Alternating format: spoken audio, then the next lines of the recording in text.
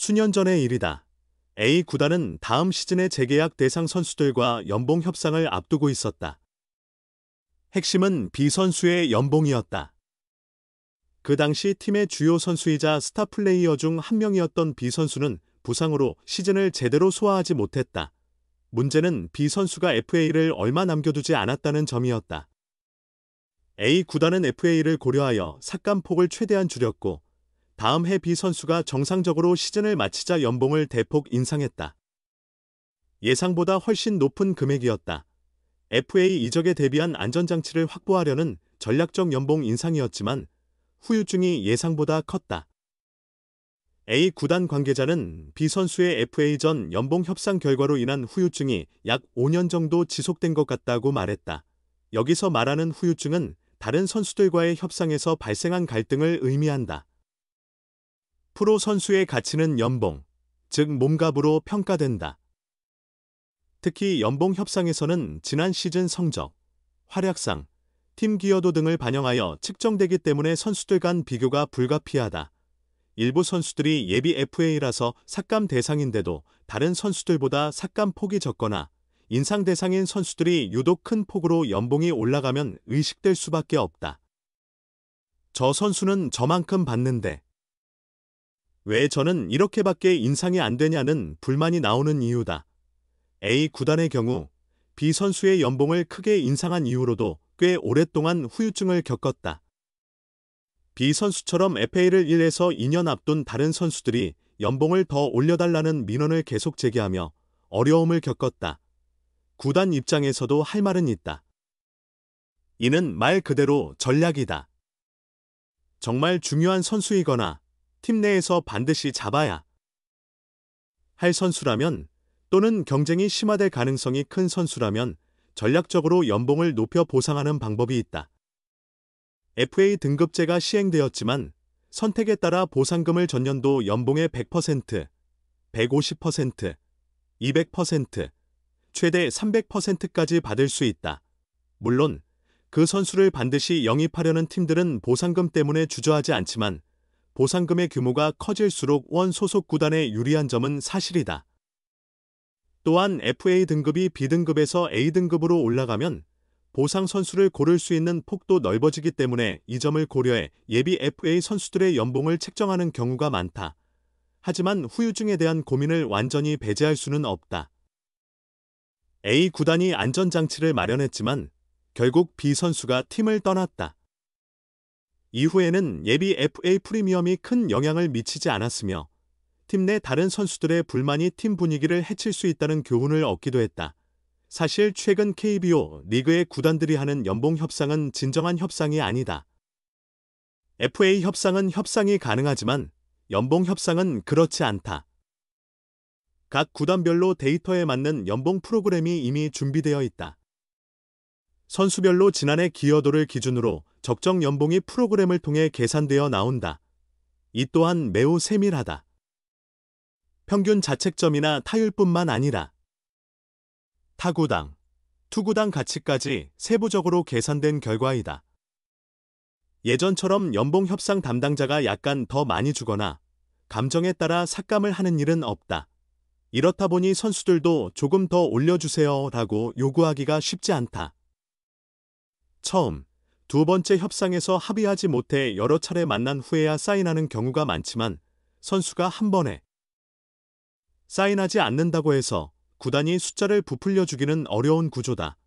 구단들은 연봉을 수긍하기 어렵다면 우리가 납득할 수 있는 추가 요인을 제시하라고 말하지만 설득하기가 쉽지 않다. 그만큼 프로그램이 매우 세밀하게 잘 짜여져 있기 때문이다. 올 시즌을 앞두고 몇몇 예비 FA 선수들의 연봉에 프리미엄이 붙었다는 소식이 전해졌다. 대표적인 사례로는 KT 위즈의 강백호, 기아 타이거즈의 조상우, 최원준이 있다. FA를 앞둔 강백호는 연봉이 2억 9천만 원에서 7억 원으로 무려 4억 1천만 원 상승했고 최원준도 FA를 앞두고 2억 2천만 원에서 4억 원으로 크게 인상됐다. 비시즌 트레이드를 통해 키움 히어로즈에서 기아로 이적한 조상우는 지난해 성적과 출전 경기, 이닝 수만 놓고 보면 연봉 인상보다는 삭감 가능성이 더 높아 보였지만 오히려 3억 4천만 원에서 4억 원으로 상승했다. 이는 예비 FA를 고려한 결정으로 보인다. 단순히 보상금뿐만 아니라 FA 등급을 최대한 높여서 보상 선수 선택의 폭을 넓히려는 구단들의 전략적인 선택이지만 장기적으로는 부메랑이 될 가능성도 있다.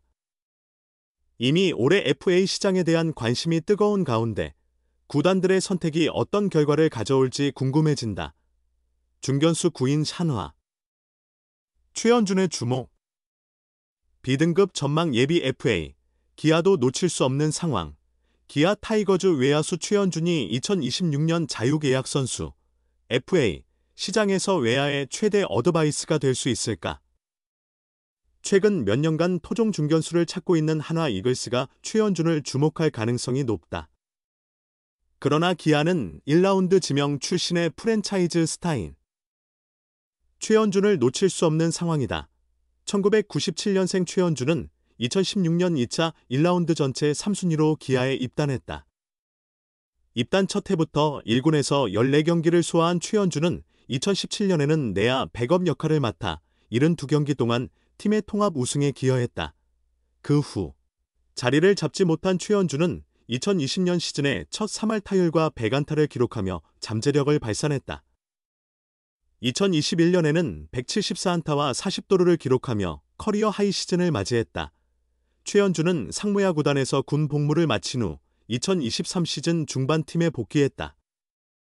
2023 시즌 동안 67경기에 출전하여 타율 0.25, 61안타, 23타점, 13도루를 기록했다. 이어 2024 시즌에는 136경기에 출전하여 타율 0.292, 128안타, 9홈런, 56타점, 21도루, 75득점, 출루율 0.371, 장타율 0.420으로 V13 달성에 기여했다.